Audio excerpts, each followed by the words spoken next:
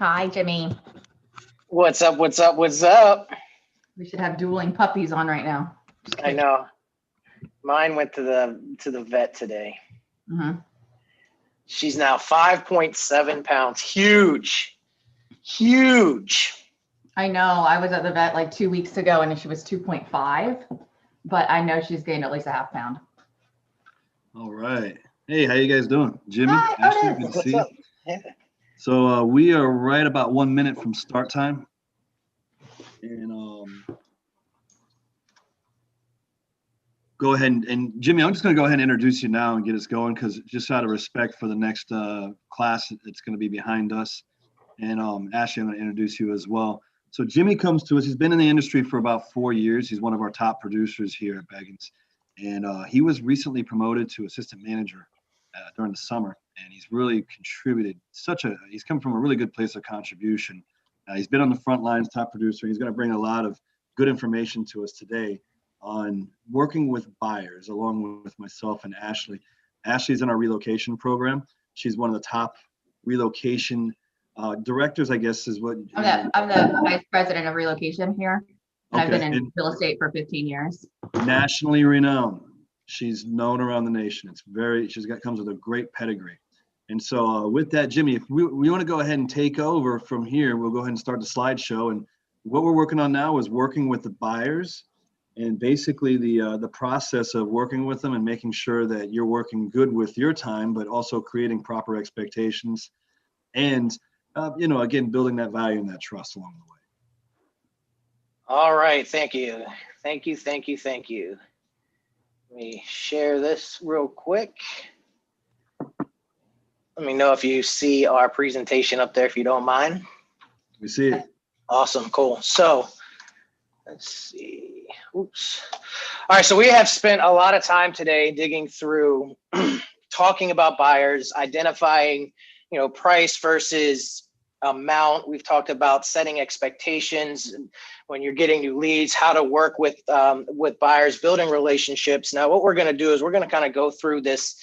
I feel this awesome rock solid buyer process that we use, and some things that I do on a daily basis, because I'm out there just as much as I'm helping out here in the office as I am, helping buyers out. So today we're gonna hit quite a few aspects of it, and we're gonna show you some tools. We're gonna go through the buyer consultation, and I'll tell you, like I saw this on both of the trainings earlier today too. We're talking about setting the right expectations. I think that is just huge, especially the way the market is right now. And we're going to kind of dig even a little bit more into that. We're going to go over a lifestyle profile checklist, what agency looks like, handshake agreement, steps in the home buying process, steps in the loan process. A lot of people in real estate don't even look at necessarily that standpoint until we start getting, under contract. We're going to talk about referrals. We're going to talk about pipeline, and we're going to talk about what kind of brings all this back together after you've started with a buyer, and talk about follow-up and how we can follow up with our clients on a daily, monthly, weekly basis. So let's just kind of get going into it, okay?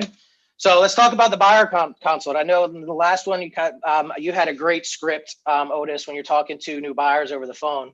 But let's say let's get a face-to-face somehow. I mean, COVID has thrown some stuff off this year, so maybe not face-to-face. But there's tons of technology that we have out there that will allow you to kind of get that face-to-face meeting. If it's in the office, if it's on the computer, if it's on Zoom, FaceTime, there's tons of technology where you can get in front of a potential buyer. And the importance of that, it's not just making a phone call and listening, but the last few days we've talked about mirroring and matching. We've talked about tonality. We've talked about a lot of different things to kind of build rapport with the client. And when you're face-to-face, even like we are right now, just brings a lot more to the table than someone who's just going to give a call and say, what's up? You want to take a look at this home? We get a face with the name, and that's a big thing in this game. We want them to remember us. The buyer, it takes a very long time for a buyer to make a decision. There's tons of technology for them to start searching years before they're even ready. We want a way for them to remember us and continue to remember us because, Otis, we even talked yesterday. If we wait too long to try to follow up or talk to somebody, they're going to find somebody else. Somebody else is going to scoop them up. Jeff said this morning, probably at least 17 people. I think he said the number was 17 in like 4 to 6 months that they're going to run across 17 realtors. So you have to make a difference. And going through this consultation and this buyer process will hopefully help you put you above the game. So the first thing, going through this process, and again, we've already talked about, is setting clear expectations, understanding the market. Obviously, the market changes, right? But if it's the first time they've ever bought a home, or it's been 5, 6, 7, 10 years since they bought a home, 20 years since they bought a home, the market has changed. Technology has changed. The way things work have changed. So setting up the correct expectations on what's happening in the market. I know that they're going to talk about multiple offers shortly, but a house is going to come on the market and is going to be off in a couple days. If you're not ready to go prepared and understand that you may be going up against other properties or other buyers, they have to have that understanding so they're not confused, and we have that opportunity, to get them taken care of. Same thing with showings. Everybody just thinks you could just call, and Joe said it great. Like, I'm gonna, I will answer the phone whenever, unless I'm with somebody else. Well, that's true. But when things hit the market, you have to be prepared to jump right away, because if you wait a little too long and say, I'll wait till this weekend, well, the house is probably going to be gone this weekend. So they need to have that understanding that if they're in that timeline of, I need to do it now, they have to be able to jump. And when we say jump, they say how high, because we need to get out there, and get it taken care of. I threw COVID up here. I know this has been a funky year, but letting them understand that, possibly your entire family can't come to a showing. We may have everybody sitting in this room, but you have to take precautions for yourself as an agent. And also you want to take precautions for your clients as you're showing houses or whatever it may be. So just letting them be aware there could be disclosures that are out there that they may have to sign. Don't want to throw anything on them like last second. You just want to prepare them so they're ready. And then finally, go ahead. No, go ahead, please. I'm glad you brought that up, because I had a listing during the summertime, and senior citizens, extremely high, very highly sensitive to the whole COVID, what's going on with the process and the pandemic. And so I set up stations, but I always called the buyer agent and let them know, look, we're going to have the house disinfected and scrubbed before you get here. But when you get here, expect to wear a mask. I'll have some provided if you don't have them, and also gloves. And not every agent prepared their buyers for that. So when they got there, they're like, whoa, you want me to do all this? Yeah, please do. So I'm glad you brought that up, because putting those expectations with COVID out there from the very get-go, now you've seen it, and now you know what's coming. Right. Well, and I've had times where I'm going to set up an appointment and the agent reaches out and say, hey, did you have them sign the COVID disclosure? And again, if we've already had that conversation prior, it's a little bit easier. You can have it ready when you get there, and they're just like, what am I doing? What am I signing my life away? And I would say, as a good agent, every good agent should have a box of goodies in their car, especially if you're going around showing houses. Normally mine's like jumper cables, zip ties, toilet paper and stuff, but now it's masks, hand sanitizer, gloves, kids masks too, a little bit of everything. Because again, you want to make sure that you're prepared. And you got to think, you're showing a house, you potentially putting your buyers at risk. So let's protect them the best that we can, and just, again, set that expectation, right up front. You may not want to tell everyone you got toilet paper in the car, you're going to get robbed. I know. I know, right? For real. I got to watch out for that. So after I kind of go over, setting those expectations, it kind of ties into, the scripts that you used a little bit earlier, Otis. But what I'm going to do, I'm going to actually switch my screen and go over the lifestyle checklist. And again, as you're doing this, these are questions that you can ask, or you can have them fill out, or if you're calling them the night before and you're going through some of that, you're going to get a lot of this information. But this lifestyle profile checklist I'm going to show you really helps to build rapport, lets them see that you're listening. I'll use it and actually fill it out as I'm going. So I'm just going to write this stuff down to make sure I don't forget or miss anything that's important to you. Again, we're trying to build a little bit more trust, a little more rapport, because again, the last thing we want is if they're waiting a year to buy, I want them to come to me in a year and buy. I don't want them to find anybody else. So I'm going to try to not give them any reason to actually do that. So I'm going to actually jump in here to, let's see that. All right. Do you see my lifestyle checklist by any chance? We do. Yes. Thank you. I appreciate it. So this is a nice little 2-pager here. Again, if you're talking to them over the phone, you can send it to them, whatever you'd like, but this is pretty spectacular because it really answers a lot of questions right off the bat. And again, you can ask them while you're talking to them, but some, like on this first page, 2 of the biggest ones for me, which really help identify kind of where this consultation is going to go, is when do you want to buy? So if they're coming down from up north and they're like, I start my new job in January, I need to know now. Well, my consultation is going to change. It's not going to go just from, hey, that we're going to end up following up and doing all this stuff. It's okay. We need to start jumping on this thing very, very quickly. And then also there's actually 3 that are really big for me. And Ashley, you're going to like the third one. How will you pay for it? So this actually does help out with understanding if they've already been pre-approved. And remember, one of the first things we said when we're talking about expectations is you need to be ready to go in this market. And if you're not pre-approved, I don't know about you, Otis, I haven't had any offers get accepted without a pre-approval, especially in this market. Dead on arrival. Right. So by finding out those 2 things, you kind of know which way the consultation's going. And then as you start going through, you see everything from if they're a USAA member or Navy Fed member. That's not my favorite one though, Ashley, just so you know. That's not my favorite one for you. But that's very, very important. We're gonna get to that. But then when you get to the second page, it starts, really to dig in and get a better understanding of them. And one of the ones that I love, which kind of ties into referrals to me, especially on the buyer standpoint, if they're shopping in this area, is do they own a home now or do they need to sell to be able to purchase a home? It hits 2 pieces. One, if they do need to sell their home to purchase down here and they're not from here, so you find out where they're from, it is a great opportunity to be able to get a referral and get them a top-notch agent in their area that is vetted and ready to take care of them at that standpoint up there. And that's kind of where, Ashley comes in and our OGRs will come in play. I don't know if you want to jump in a little bit and add that, or you want to hit when we get more towards the referral standpoint. Well, I wanted to hit on 2 things today, Okay. and one of them is going to be the outgoing referral. So that's kind of a good segue for the moment. Outgoing referral, you never want to leave money on the table, ever, right? When you're talking to these people, how can you help them best, right? Just like Jimmy said, you have access to the top people all over the country, technically the world.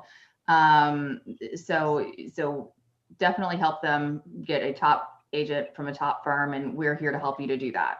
So they're extra vetted and everything else. So, but it like, even if it's not us, correct, right? So thinking of our content right now, no matter what, because you are with a broker, because you're a real estate professional, make sure you're asking those questions as a service to your client. We've had many situations where a co-broker hadn't offered that and the person was saying, oh, I really need help, So please remember to ask that question. And once again, it's once again getting them to like you and trust you, and where they're coming from too. So they'll tell you a little bit more about their house because they've raised their kids there. That's where their first dog was, that type of thing. So absolutely. Cool. Thank you. And let's see, we did have a question on this one real quick. It was Neil. Yeah, so that form actually is in Google Docs or Google Drive. You can find that. And actually, all these forms that we're going to show are all available on Google Drive. So if it's just go in and type in what you're looking for, and you'll be able to find it. If you have problems finding the Google Drive, your admin or your manager can point you in the right direction. Yes, thank you. All right, cool. So we've gone kind of through this checklist. We're listening to them, we're writing stuff down. We're like, where are you from? Oh crap, you're from Maryland? Oh, I was too. That's amazing. Whatever. We're building rapport. We're matching, we're doing all this good stuff. And now we're getting an idea of what they want. So based on this is telling us if we need to get them hooked up with a lender, how quickly do we need to find them? Do we need to refer something out to get them to sell their home up north, whatever that might look like? Or maybe we find out this isn't the right spot and they need to go, they're going somewhere else. Maybe they need to get down towards Fort Myers or Miami. Well, guess what? We still got agents down there too. Agents everywhere for us to choose from. We get an idea how many bedrooms, if they have kids, if they have dogs, all this stuff, what area they want to be in. And the next thing that I do after this is I don't go too much into all these other things. I want to get them pumped up to show them that there's things ready. So I take them to my website. You guys see my website, hopefully, right? Yes. Thank you. Okay, awesome. So I take them to my website. I see that they want to search in Apollo Beach. That's where they're going to be doing that's where they're going to do some shopping, right? Awesome. We know that they want give me one second while it loads. We're going to give that a sec. Hardwired connection, and it's still running. Yep, there we go.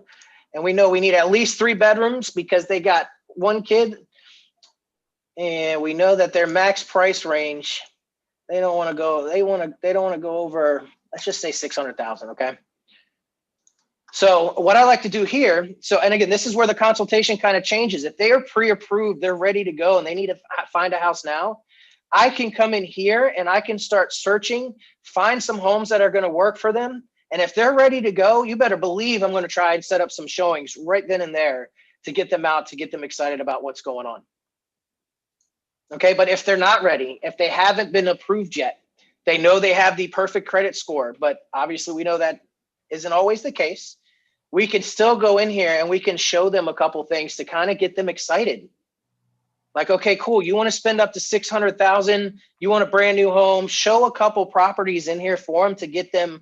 What do you think about this? It's got 3 bedrooms. It's actually got a den also. You said you were working from home, blah, blah, blah, blah, blah. Here you go. Get them excited. Show them the possibilities. Show them what's there. So we're building rapport. We're listening. We're repeating back to them. Now I'm going to show them what they want, right? Cool. So now they're excited. What do we do next? You know, what's the next step? Let's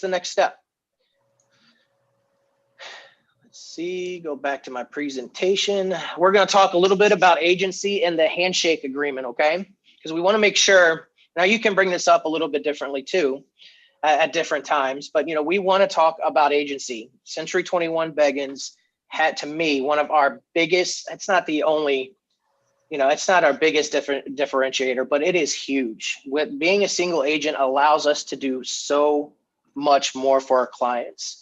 And what I like to do is I actually show this letter that Craig did 2 years ago, okay?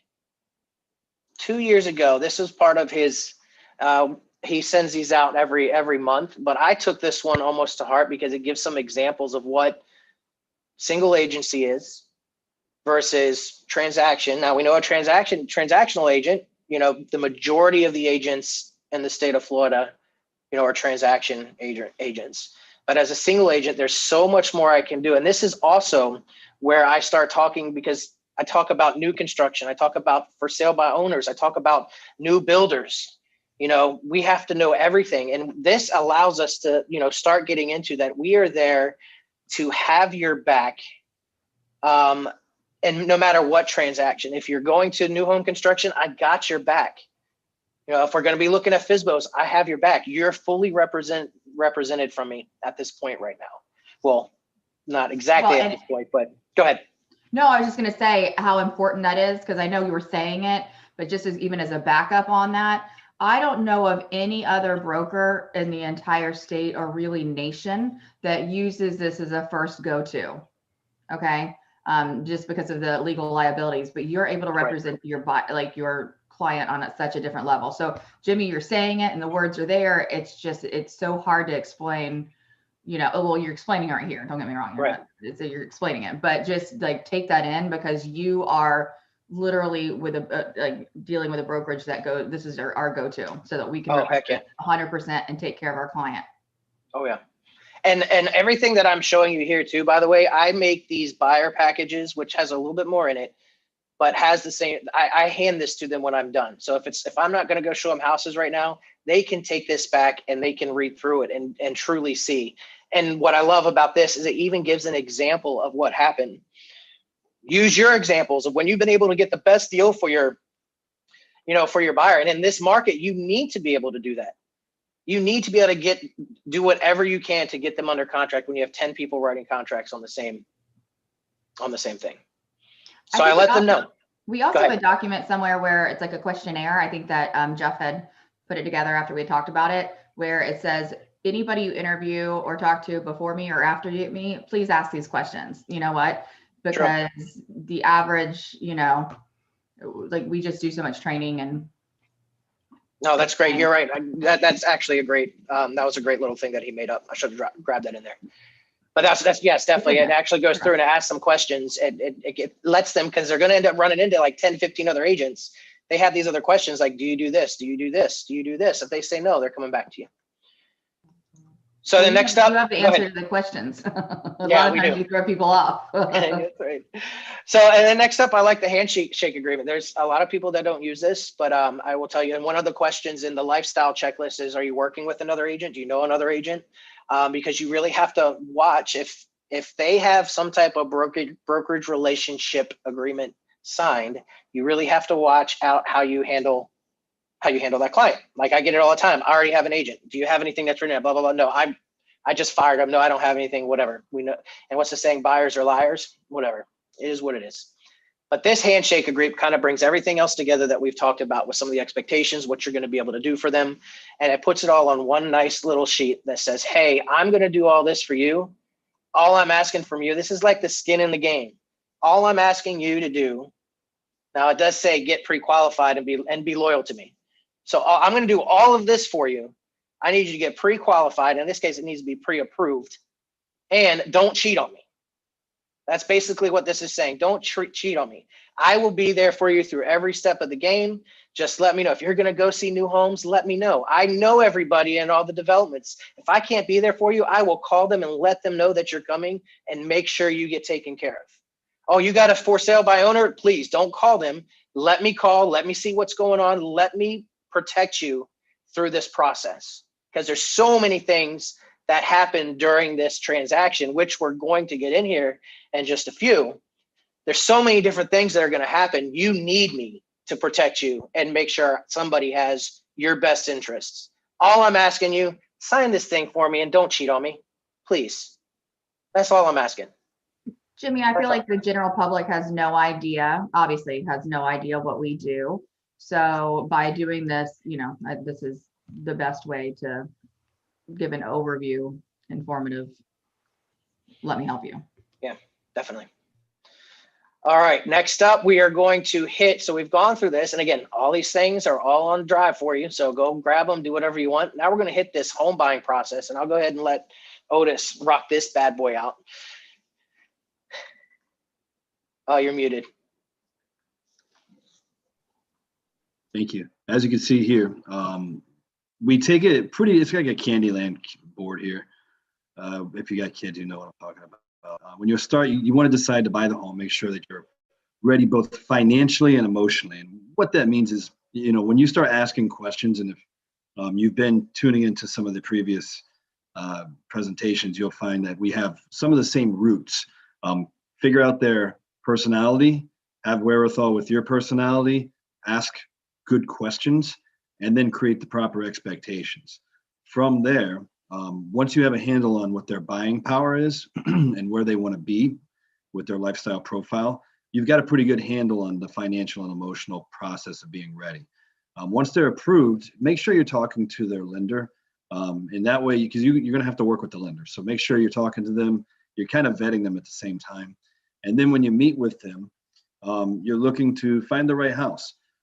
In today's world, you're going to be showing quite a few homes, and you're going to be competing against quite a few homes. So setting those expectations are pretty important too, because if they have expectations of what we were 8 years ago and they're trying to lowball every offer, they're never going to get the house, and they're not really in this market even a serious buyer.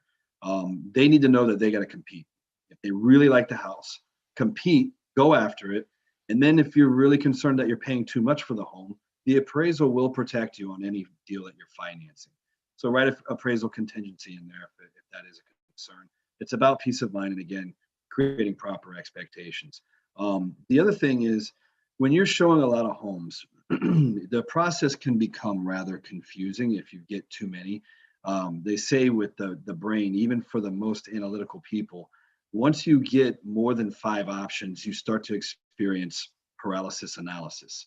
And so a trick that I've done, if you got someone coming in from out of town and they got 8 to 10 homes that you want to show them, schedule 5 in the morning, use the process of elimination. And what I do is bronze star, silver star, or gold star. If it's a gold star, it sticks around. If it's a silver star or bronze star, we can go ahead and get rid of it.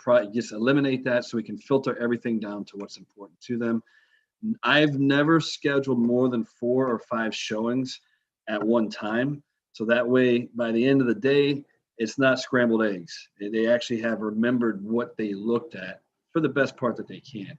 If you got 10 homes to show, take a good break, like a lunch break or whatever the case may be. Schedule the first 5 in the morning, then the second 5 in the afternoon. So that way you can review the first 5. Again, eliminate what they don't want, keep what they do, and then you have something for the second 5. Now at the end of the day, you review what they actually want versus all 10 homes that have all been now kind of blurred together.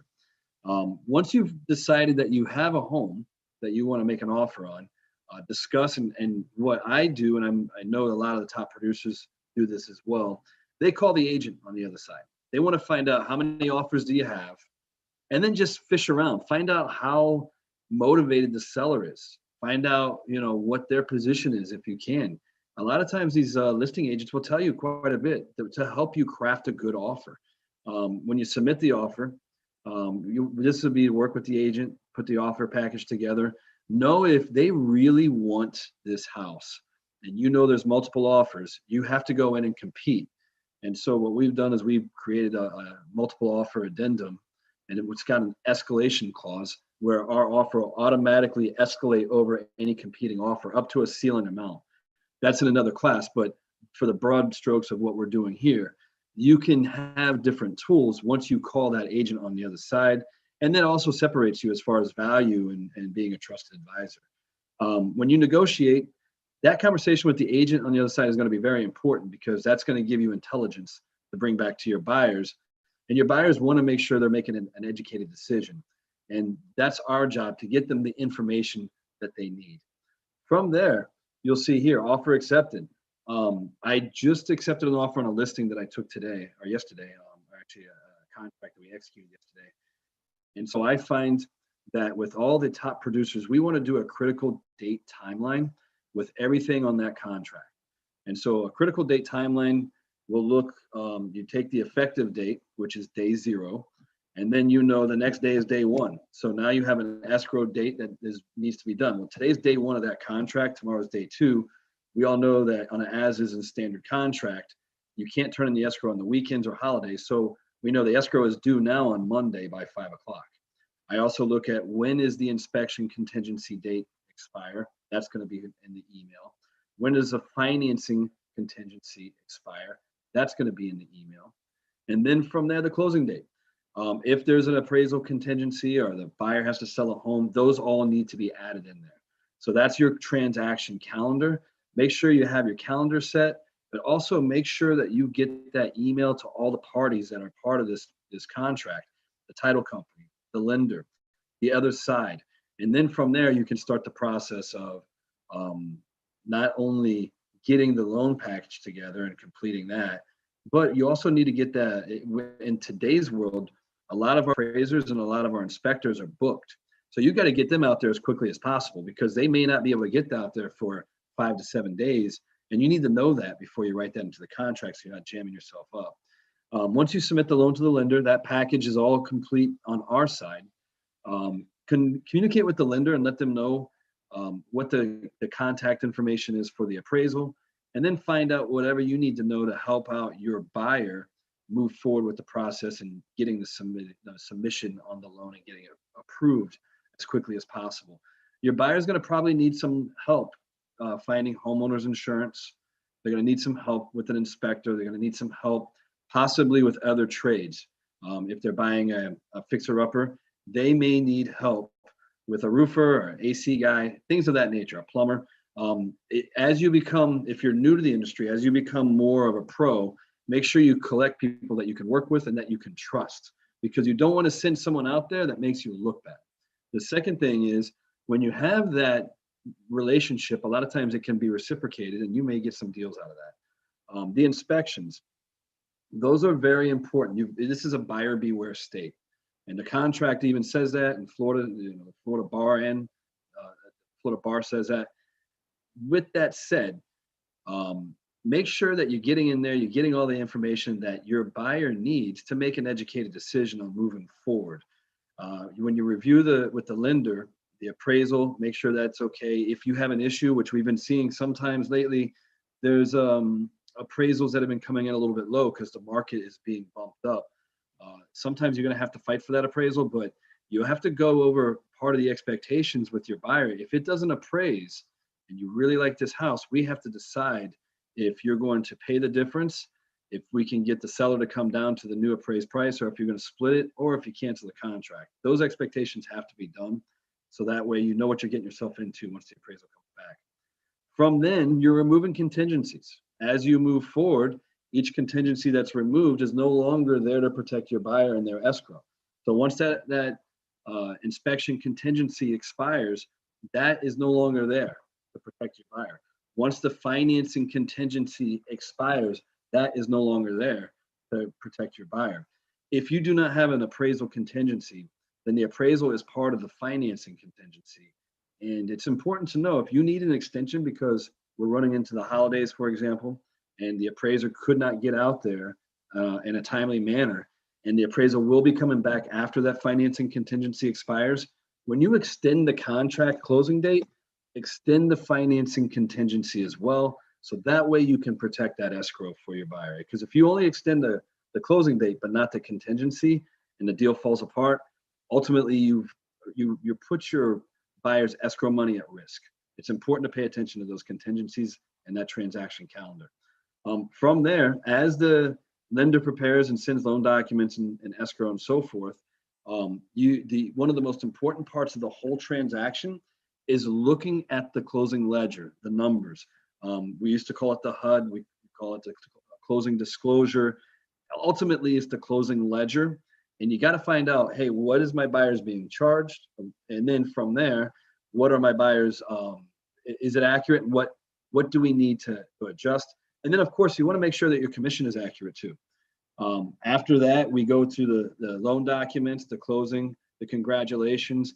And then one last thing that I really want to add to after congratulations, make sure that you have a system where you have a review process that goes out. So you get reviews that's going to help you. Those testimonials will help you in the long run. But then also put those people into your database for constant contact down the road. Because now that you have a buyer that just bought a home, guess what you got? You got a homeowner. Now your sphere of influence includes a homeowner. The more homeowners you have, the more buyers you help, the more homeowners you have, eventually that can come back to you in a listing form. And so those are going to be important steps. There's a fortune in follow-up. So automate that process after they have bought the home so they don't forget you.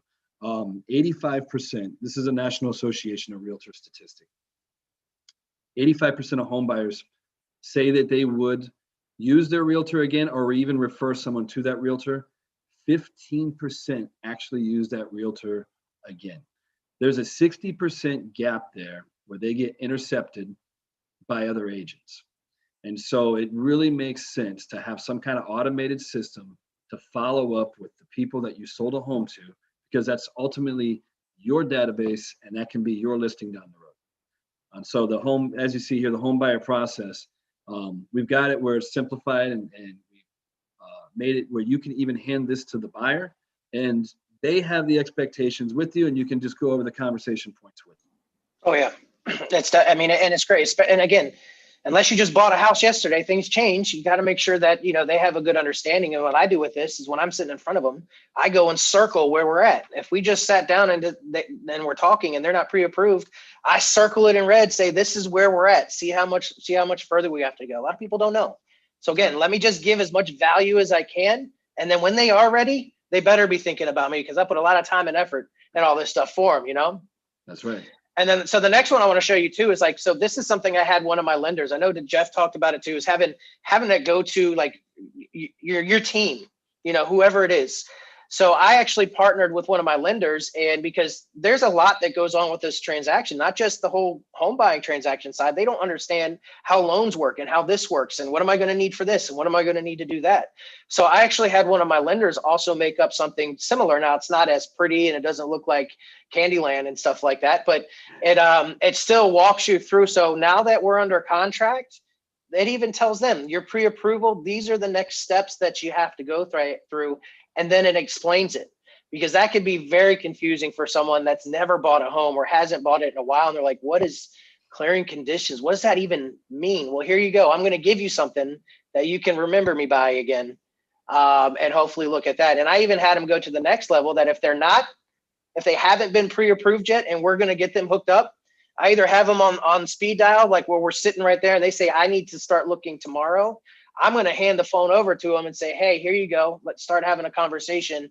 See if we can set some time so you can do this. But if they're not ready yet, this even tells them what kind of documents they're going to need to kind of get prepared so they can get a pre-approval. So when they go and they finally make that call to any lender that's going to be, they can see that they're going to need these items to make sure one of the first things we talked about today, setting expectations, and they need to be ready to go. If they don't understand what they're going to need, it could take them forever to do this. But if we give them this, again, who are they going to think of? Oh, Jimmy gave me this. That's right. I remember that. He told me I might even call his buddy. Maybe I'll do that. Yeah, I mean, he's not going to be mad if he gives him a call, right? But try to give as much information. And again, I hand this to them or I email it. So they have something that they can read and understand what they're going to need to go and what the next steps, are going to be. Okay. So now that we've kind of gone through all this, again, it depends on where the consultation goes. Usually the next step is that we're either setting up appointments to go see houses or they're not ready. It's going to take time.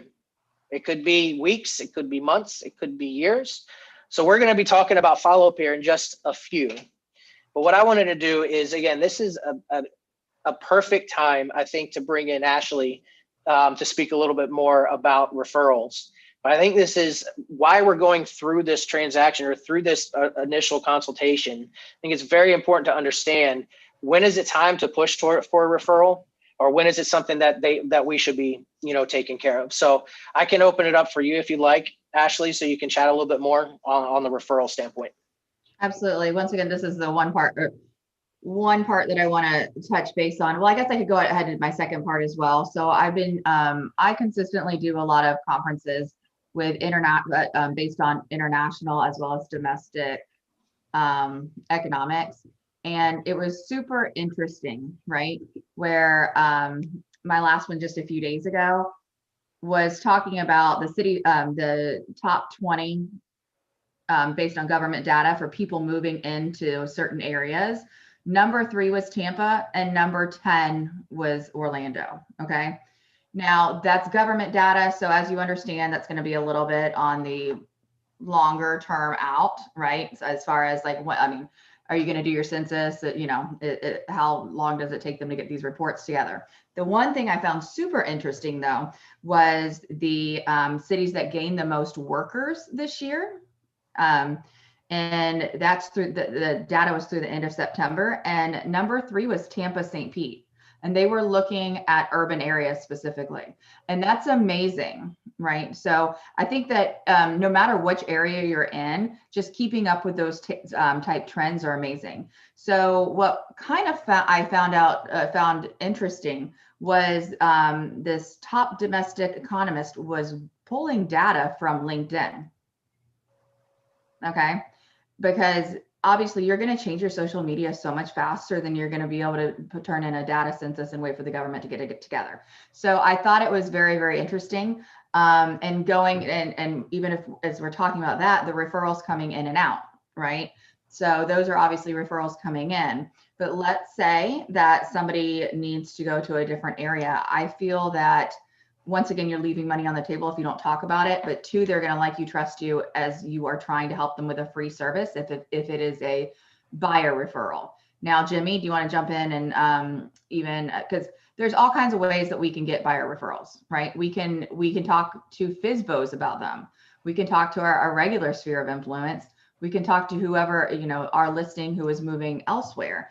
So we can talk to our family and friends. If your mom is moving from Alaska to Fort Collins, then you need to try to get that referral. That's a personal situation with me right now. And they don't always understand either. Usually it's the family that understands the least. But definitely these different networks that we have in place, whether you're with one of our companies or not, definitely. It's just something, it's an extra service. And at the end of the day, it's putting money in your pocket. Why would you not?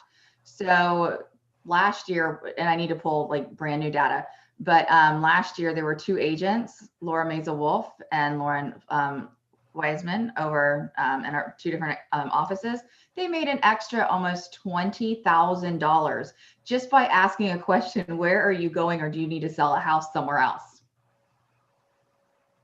Okay. So, and what's actually kind of cool about that as well is think about if you are doing an open house in St. Pete and somebody in St. Pete is saying, well, I may be going to Sarasota, or I may be going to Orlando, or I may be going to anywhere.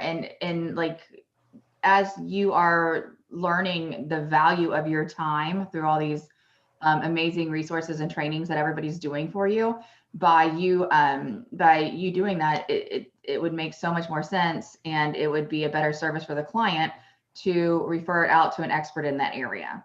So for more than anything, like I said, like all the economic statistics are coming back in very positive, and this is a lot of this is since COVID, right? So they say economically, even China has bounced back the fastest in the world, which is really cool because we get a lot of international people coming in from China. We are, you know, into the US specifically, but even into our area in the Tampa Bay area.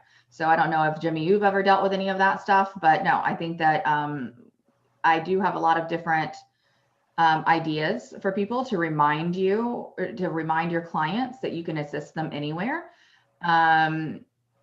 Whether it's an email tagline, whether it's scripting for Facebook, whether it's, you know, just a general message or even a phone call. So if you're interested in getting any of that information, please just send me a real quick email. I have an entire, like, you know, welcome kit, and everybody on this call is more than welcome to have it. It also has some ideas of, you know, Facebook messages that you could put on your Facebook or Instagram, just reminding everybody that you can help them.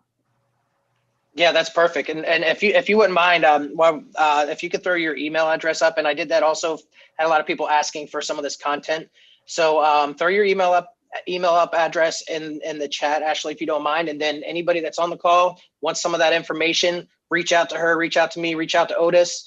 We'll get you the information that you need. But, you know, the whole idea of everything that we're doing when it comes to buyer, selling, all that kind of stuff is, you know, we want to become a trusted advisor. We're going to build rapport. They're going to want us for everything. So it may not be this one time, like this consultation that you're going on with them right now, that it's going to get referred. It could be their friend of a friend of a friend, but you built that relationship with them and they trust you. And now I'm going to send up this referral, and I'm going to help pick the agent that's going to take care of them and even follow up. I mean, it's an amazing program that we have, and you get paid. What do you know? You make a little bit of extra money too, which is absolutely insane. So thank you, Ashley. Whenever you do engage in these programs and really understand them, they close at 69% as opposed to a 14%. So if we give it, even if you are in Nebraska and send it to somebody in New York that is like a XYZ realtor, I mean, do we know when it closes? Do we know if it closed? Is there a guaranteed payment? That kind of thing. So it is a very organized and effective way of helping your clients and your friends. Okay. Once again, do not leave money on the table. Please, please don't, for yourself and your family.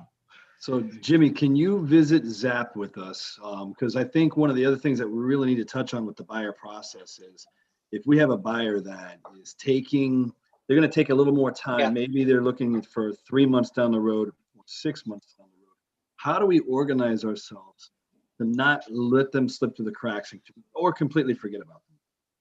All right, yeah. So, I mean, obviously it's super, super, super important for follow-up. Like follow-up is key. And especially with anything, when it comes down to real estate, but specifically with buyers, you have to follow up. Again, there could be 17 people 17 realtors they're going to be in touch with. So you need to figure out how to keep your name, your face, everything in front of them. So when they are ready, you're able to do it. So, you know, and people are using MLS and Matrix and stuff like that to set up searches. That's great. That's awesome. But that is not a true CRM.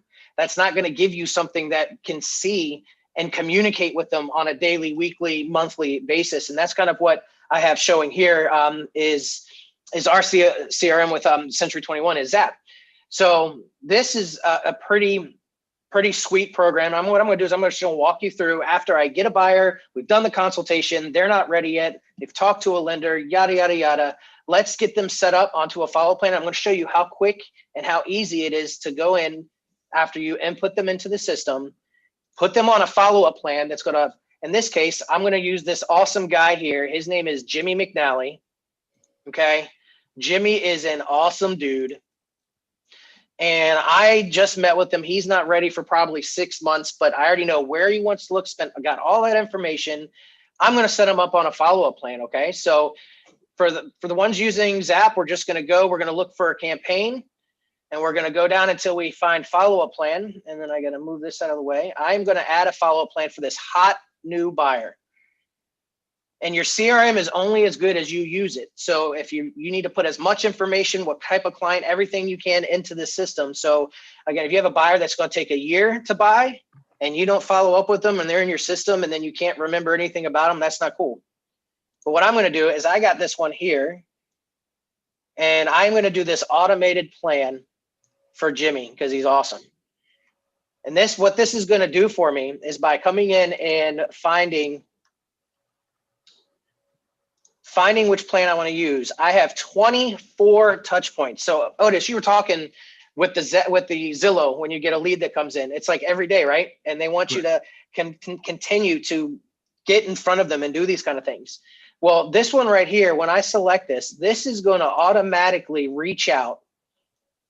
As you can see here, as soon as possible, it's going to get them onto my website.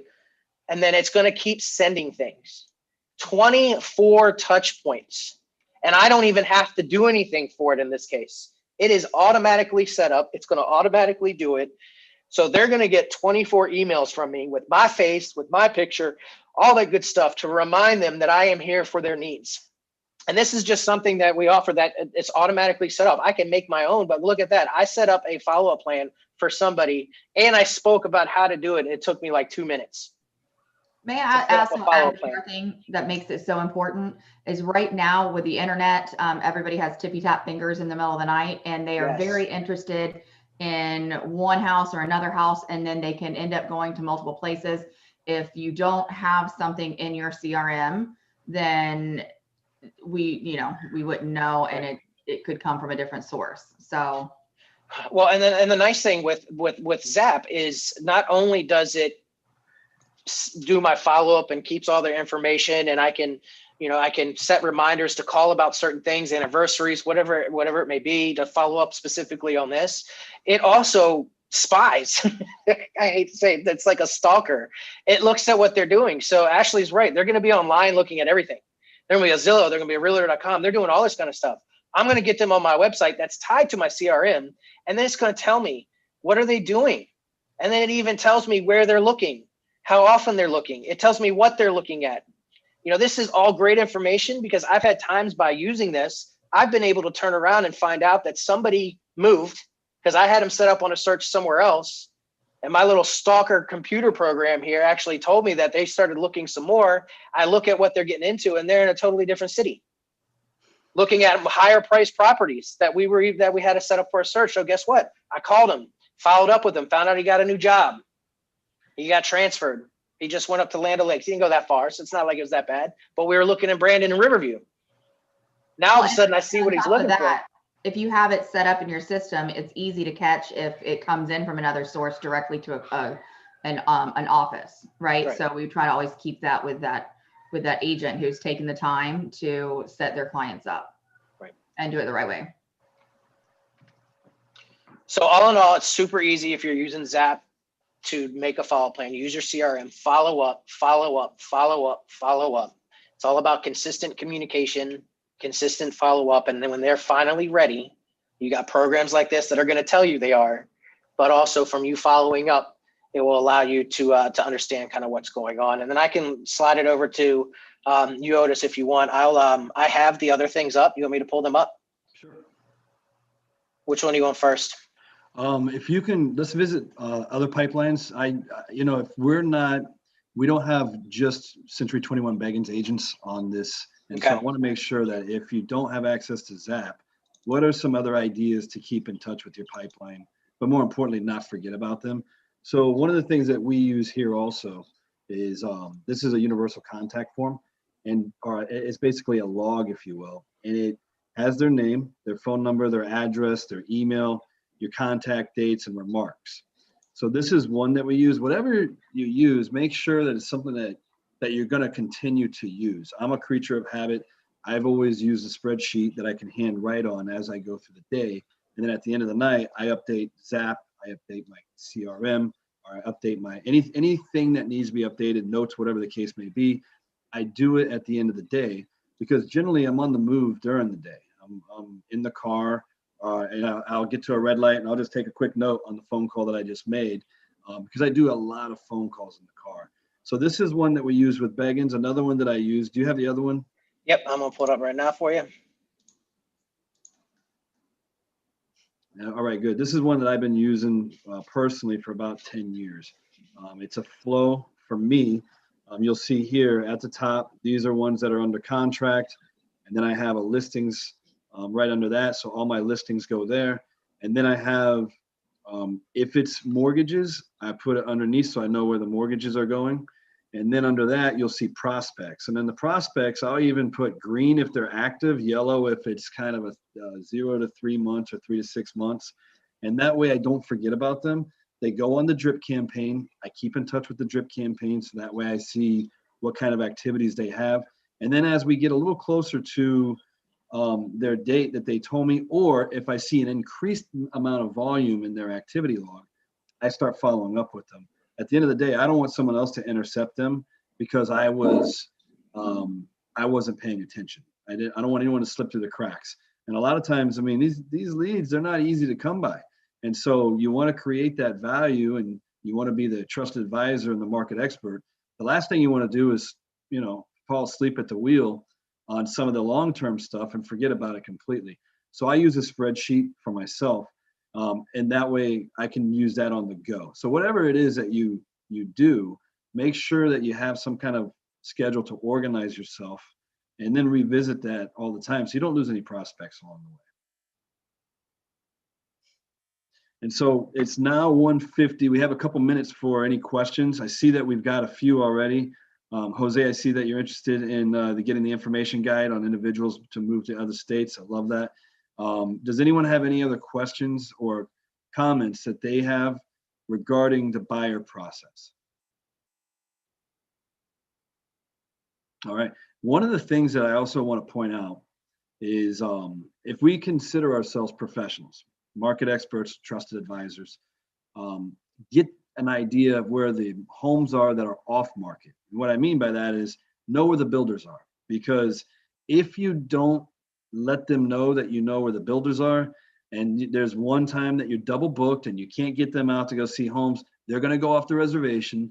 They're going to walk into a builder and you may lose that deal. So part of the buyer process also is if they're in a particular area, call the buyers, call the builders, sign your name up, sign your buyers' names up, and that way you can sell those communities, but with a little bit more peace of mind that if your people did go off the reservation, guess what?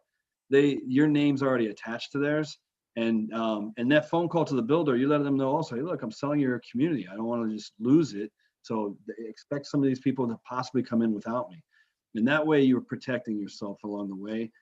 We've got a few situations over the last 18 months where our buyer agent didn't do a really good job of protecting themselves and calling the builder, putting their name in there, registering their buyers in there. And lo and behold, the buyer still went when they were double booked, because that's Murphy's Law and that's the way it's going to work in real estate. And then they're cut out of the deal because they went directly to the builder without any conversation. So some best practices, make sure that you're aware of that and make sure you do the due diligence ahead of time before you put them in the car or before you start shooting. Yeah, I agree 100% on that. And, one other thing, I know we got a couple minutes. I kind of wanted to touch base too, just because it's around kind of the market and how limited it kind of feels with the amount of inventory that is resale that's available. So obviously understanding, if you have a market that has a lot of new construction, you need to be out there and understand what's going on, what the incentives, what's available, what's not available. Because if you do sit down and have that consultation and that's the right thing for your client, then you need to be able to offer that to them. Mm-hmm. On top of that too is, I get a lot of times where people will come in and they're like, hey, I only want to be in this area right here. Okay, well, we did talk about that, I believe, earlier. Like, okay, you want to be in this community, there's nothing for sale that's going to work for you. Go on Remind, do what you got to do, find the house for them. But the other thing I've been doing also is extending that search a little bit further. So I'll use Apollo Beach as an example. If somebody wants to be in Apollo Beach, they want a pool home, and they want to be under $300,000, well, there's probably a limited amount of homes that are going to be in that price. But you have Ruskin, you have Gibsonton, you have Waimama, you have Sun City, you have all these different avenues. So as you are setting things up, and this is part of your follow-up too, is having conversations of just, if you're, it might not say Apollo Beach, but literally right when you cross that street, it's Apollo Beach, and they have beautiful homes that you can get into. So, you know, when you are setting up searches, because that's another thing you want to do for the follow-up standpoint, and things that I do to follow up, is go in and recommend some properties that would work for them. That might be a little bit out of where they are, but it shows them what's available, especially in a market like you have today. So I just kind of wanted to throw that in on top of it. Absolutely. Hey, if you're a market expert, you got to know what the heck you're doing, right? You got to know what's going on. You don't look bad, and first and foremost, but you can best serve and represent your people. Yes, sir. So with that, it's 1:53. Does anyone have any other questions before we take a break? Because the next presentation will be the perfect contract. Okay, well, I'm gonna go ahead and send out my welcome kit so that everybody can get. Well, I might adjust it just a little bit. Forget that. I'll Okay. my email address. I mean, just so that it makes sense for everybody. I'll just. Okay. Yeah. So I'll kind of play around with that. So if everybody email me. You got it. So again, the next session is the perfect contract, how to write and negotiate the perfect deal. So stay tuned, and that will be starting here shortly, okay?